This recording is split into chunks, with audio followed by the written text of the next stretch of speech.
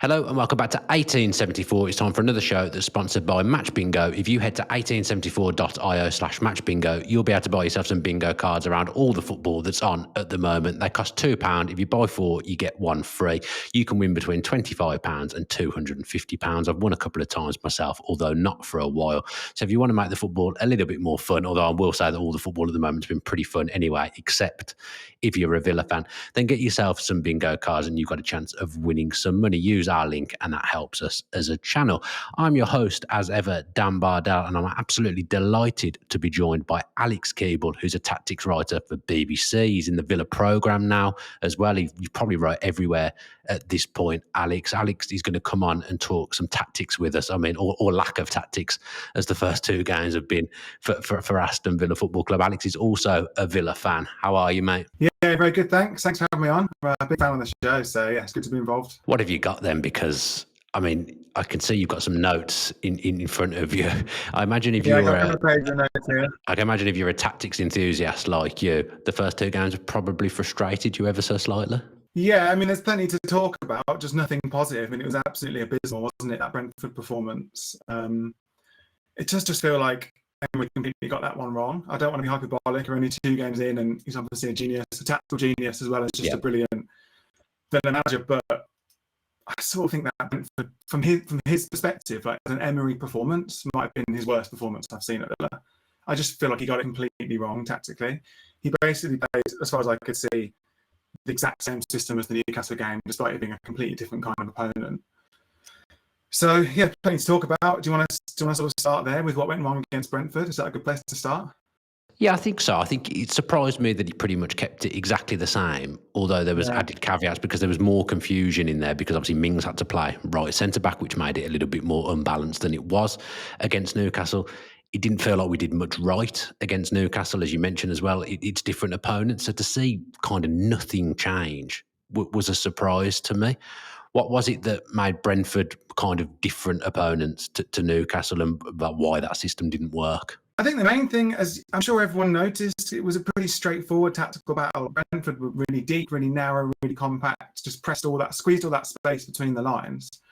And what Emery seemed to want to do, like against Newcastle, which we can get on to. I mean, I heard you talk about Newcastle. I'm not as negative about that game as you are. I think it was potentially, before the red card, turning in Villa's favour. But with the Brentford game, it seemed like the tactic remained basically trying to bait the press, as Villa so often do, around the back, and then look for this chances to fed the ball through to Rodgers and Mendy in the number 10 space. But the space just wasn't there. It was never going to be there. I mean, it's not rocket science. I don't think that against a low block like that, against such a compact team, you need to kind of stretch them widthways is the obvious one, but also stretch them lengthways. I mean, that's something we just never seem to do anymore. I'm thinking kind of why were there no Watkins runs in behind, just long balls over the top? It might sound a bit too basic for Emery, but I feel like we're getting stuck in this pattern of just always trying to bait the press, always trying to find that threaded ball, like I said, into Rodgers so he can get on the half turn, he can go. That makes sense against Newcastle if it didn't work, but against Brentford, you need to pull that shape apart. You know, if you start playing some long balls over the top, and it doesn't mean you're playing backwards football. I mean, if you look at Liverpool, for example, they're really good at that. They're a possession team, but Slot will hit these diagonals all the time, lots of long balls, especially early in the game. Because if you get the other team turning, basically running back towards their own goal, you stretch the whole thing out lengthways, as well as doing the switches from side to side to stretch it widthways. And then you start getting the gaps opening for someone like Rodgers. But it just felt like we were so constricted in how we were playing, and it was just exactly the same as the Newcastle game. Yeah, and Emery often references control, wanting to have control. And I think it's fair to say with the possession stats that Villa had control of that game on Saturday. But the pace in which they moved the ball at, when you're playing against a low block, you got to try and move people around and move the ball quickly. There just seems to be a general lack of tempo in Villa's game in the first two games of the season. I think probably more so in the first half of last season as well. That felt like something that we were struggling with in the first half of last season. Yeah, I think tempo is a funny one because it seems like it should be easy just to pass it faster. But I think the problem with Villa is where they're playing with the ball. If you're against Brentford sitting off you, you're going to be slow. What Villa want is for teams to come onto them. Then you can start zipping the ball around. But if you just get stuck at the back, that's kind of why I'm saying a more direct strategy does actually help you get more control, because it's about where you have control of the ball. Yeah, we had 76% possession. That was the most of any team in the Premier League at the weekend. But so much of it was right at the base. You had sort of Tielemans just stood on the ball, not knowing what to do with it. Whereas if you manage to play a more direct game, switch the play more often, you move everything 30 yards up the pitch, it might look fairly similar in terms of defenders have got loads of the ball, they're passing it back and forward, but you can start to play with tempo because you can start to move it to your wingers who are sort of steadier in their position out wide. They can start taking their man on, pass it back inside. But all of that becomes faster when you're stuck in your own thirds. I think it is a tempo issue, but I think it's kind of connected to Emery's feeling the need that he has to play his way through every team, even when they're just stubbornly refusing to be that kind of team. You mentioned as well playing the ball out to wingers. I mean, that's one thing. Well, there's a few things that Villa don't have at the moment, but wingers is definitely pretty high up on that list, although they had options on the bench who can kind of play that role, although I'd say they're not really stereotypical with wingers either. It all just became very constricted, didn't it? Because you're with Cash not allowed to come forward on one side, you're asking John McGinn essentially to be a winger. That's never, ever going to work. On the other side, Luca Dean's trying to provide the width, but when Brentford are sat back the way they are, like it just didn't feel right. He suddenly looked really, really slow, I thought, on Saturday. So you mentioned when you're playing against that low block that Brentford kind of went out with, you need the width. But Villa just set up with no width whatsoever in their system, or no players that really offer width other than Luca Dean. Yeah, definitely. And I heard you talk with Jacob yesterday about why wasn't Cash sort of really high on the right. You had McGinn there instead. But even if it was Cash and Dean, like they're not fast enough players. It's not just about having literal width. You need players who are willing to take someone on, who have the speed to actually take someone on, drag the whole pitch that way. Essentially, that's one of the things you need from someone like Gassan or Matt or Marlon, sorry, and why these people should be playing. If you have someone like that with that kind of intent, you pull the whole team that way, which then allows you to spread it the other way again. Like you said, there was nothing there at all. It was really weird to me that he just decided to funnel everything again through the middle of the pitch. I can't really work out why he did that. Yeah, even the subs like bringing Buendia on instead of Marlon at that point when Kamara went off injured didn't make much sense to me. When I was speaking to you before we came on, you referenced that you didn't think the Newcastle game was as bad as it had been made out. I think maybe I did overreact to that at the time. You said the system against Newcastle and the way Villa lined up tactically wasn't necessarily bad. Like you thought it was actually okay. They maybe just didn't implement what they should have done. Yeah, I mean, if you look at the Liverpool game last night, right, it was pure chaos. And if you watched it, it was interesting. Slot said before the game, when Newcastle, because they press you man to man all over the pitch, he said that it's not really a tactical game. You can't really use tactics, which is pretty interesting to say. Maybe partly a kind of lost in translation thing. I think he means a Dutch sense of tactics, as in you can't be fluid in your positional play. You can't kind of control those variables. But when you are being pressed that well, it is a tactical game. You just need to do the kind of thing that Emery tried to do, which is slow everything down. Liverpool had no control last night. They couldn't slow it down. They couldn't keep hold of the ball. Slow everything down. Do the kind of stuff we did against Brentford. Try and do that as much as you can and kind of tire Newcastle out. Now, obviously, it didn't exactly go to plan. We were lucky in the first half. We were kind of pinned back, reduced to just Rodgers and Watkins as the two-man counter-attack, basically. But once we did ride out that pressure, I felt the game started to turn before the red card. Like the Brentford game, the plan again was to have two number 10s and kind of find the space between the lines for those two. That didn't work in the first half, but when Newcastle started to hire in the second half, first 10, 15 minutes, they started to sit back more. They couldn't press as well. And as they started to get a little bit ropier, suddenly you saw there was space for Rodgers between the lines. We barely found him, maybe once or twice. But I had in my notes, right, here we go, Villa are going to win this game. They're probably about to bring on someone like Marlon, so that once it did get into Rodgers, once those little gaps did open up, you'd have a runner off him. And then, of course, Konza gets sent off and the whole plan sort of looks foolish. But I think he more or less copied what he did in the 4-1 back in April, the 4-1 win at Villa Park in April. The thing that I wrote in the Villa programme notes about that was particularly interesting as a tweak was that he had 3 number 10s in that game. Obviously, he normally has just one of the wingers come inside to join the number 10. But that game he had, I think it was Asensio, McGinn and Rodgers, all really narrowed together as a 3 in the middle. Because he clearly decided what I can do is overwhelm Tonali, who's left alone at the base in the field.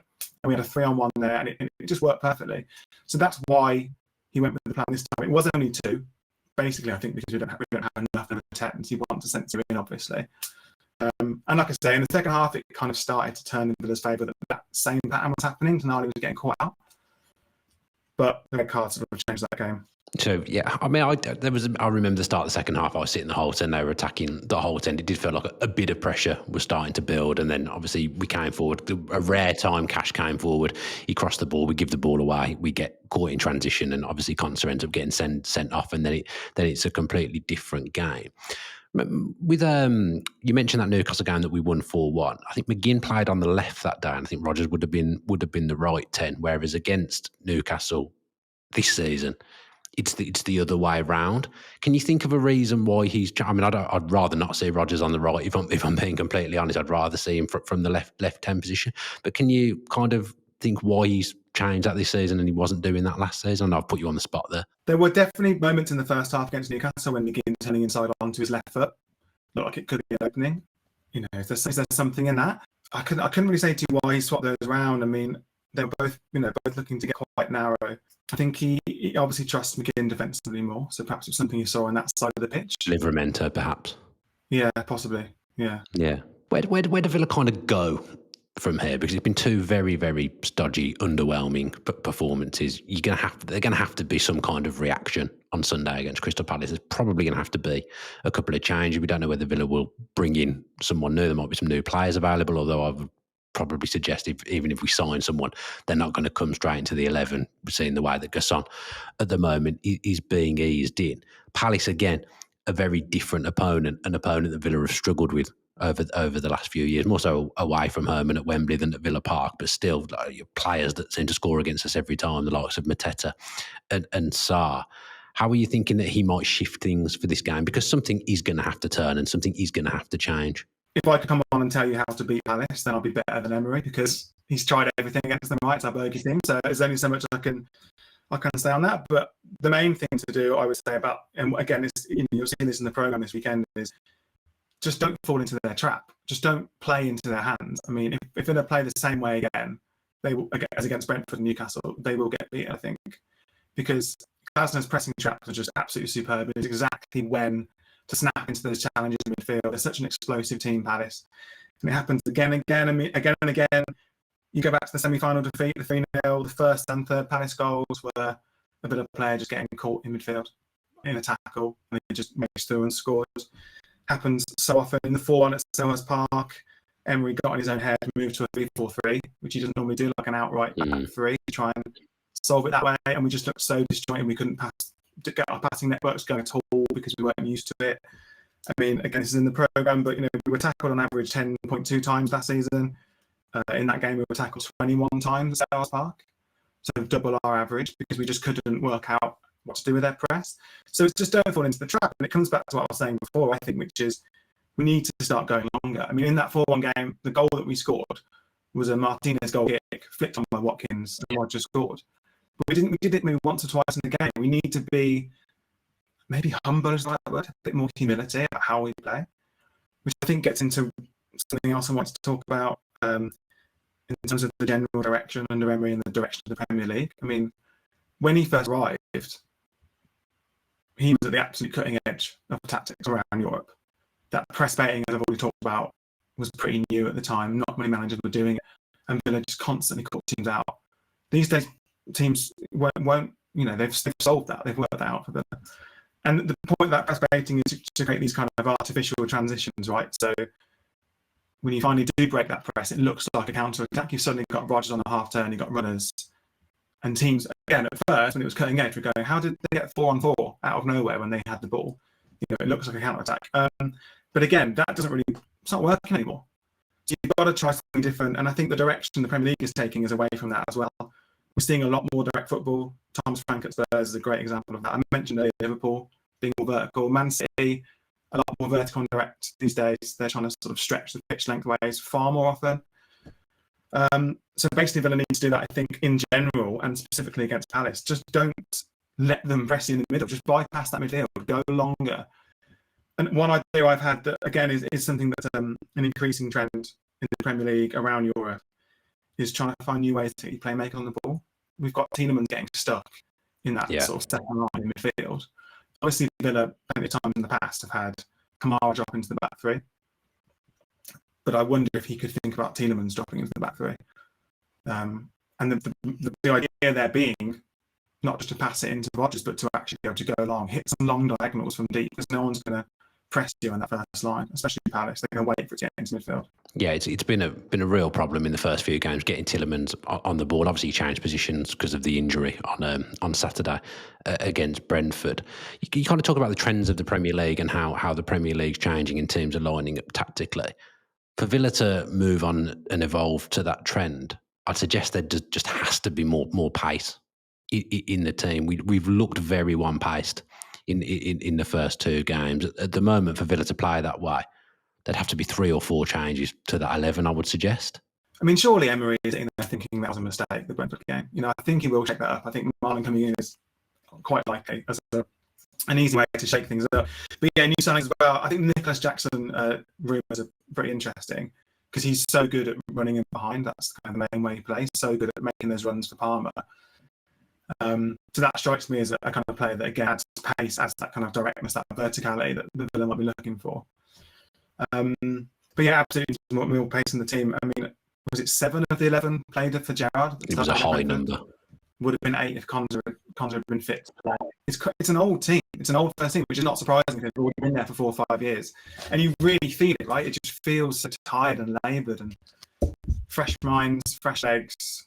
And yeah, just quite simply speed. You just need pace to pull teams apart, pull them lengthways. That's a really big thing they just aren't doing. They're not turning teams around. Yeah, I've spoken in previous shows off the back of the Brentford game that I think Rashford and Asensio did a lot for this team, but I didn't even speak about the stuff that you're talking about now. Rashford provided that drive, but Asensio his movement was so good. He was so good at drifting around the pitch and finding space. And without those two, it does look like there's a severe lack of movement at Villa. Everything feels a bit stationary. People kind of waiting for the ball rather than getting on the run. Is that something that you saw? Yeah, absolutely. That's a good way of putting it. It's about getting on the run. Asensio's movement, like you say, is great. Rashford wasn't brilliant for Villa, but people are scared of him. You can see that they're kind of fearful of the runs that he makes, his power on ball and his power off the ball. And Villa need more of that. They need something incisive that actually gets defenders worried, backing off, doubling up on him. Things that can create space elsewhere. Maybe that's Gessan. I thought he looked decent in that cameo against Brentford. It's obviously going to take him some time. He plays similarly to Rashford, I think, positionally. Really, he's a bit more of an inside forward. So hopefully we can get a bit of what we're looking for from Gessan. But I did see Jacob yesterday was hinting at. It was quite exciting, wasn't it? Those moments when Jacob just doesn't say something, he's not saying something. Jacob, I always say to him before we go on, are you going to end up doing that thing that you always do? And he looks at me as if I'm completely making something up, that it's not something he does, but he definitely does do what you've just described. So let's say we're working with what we've got ahead of Sunday. We're going to Sunday with what we've got. We know that Kamara's not going to be available, so it's going to be Tielemans and Onana in midfield, which means we're going to have a different 3 playing off Ollie Watkins. What would be the 3 that you would pick that would enable Villa to play in a way that you think would be more beneficial? I would consider Marlon and Rodgers both wide because, like I said, I think width is really important. Let's try and play through them a bit less, but I'd reposition Rodgers as part of that. I wouldn't have him drifting inside so much, and maybe have him again in that 10.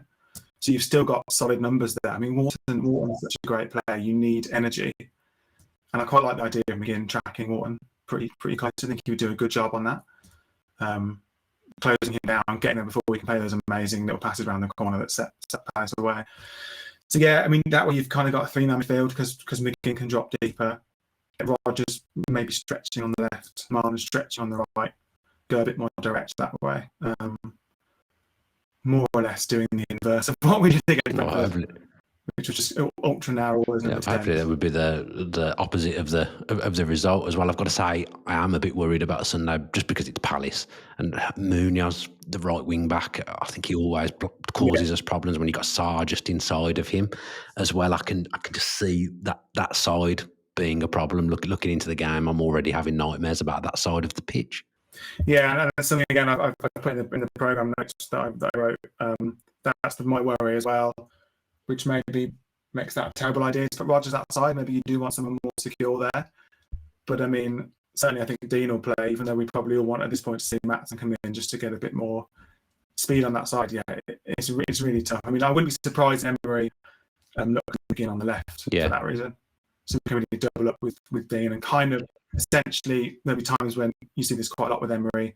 We defend with the back five if Paz got the ball, so McGinn could drop right back, sort of become the left back, and then Dean kind of become one of the back three, and that way you've got a 2-on-2 against Salah and Munoz. So that's probably what he would do. That's the more conservative idea, and I wouldn't blame him for being conservative at this point. And is it 4 or 5 in a row without victory for him against Glasner? So yeah, Glasner's certainly got our number, hasn't he, in the last few games.